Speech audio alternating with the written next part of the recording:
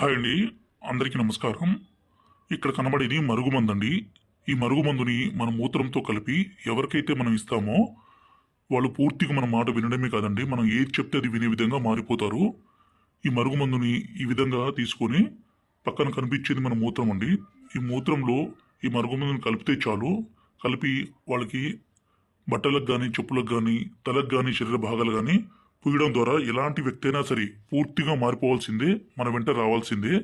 ఈ మరుగుమందు వల్ల ఎలాంటి చిన్నపాటి అనారోగ్య సమస్య కానీ, ఎలాంటి చిన్నపాటి ఏ ఇతర సమస్యలు కానీ రావండి.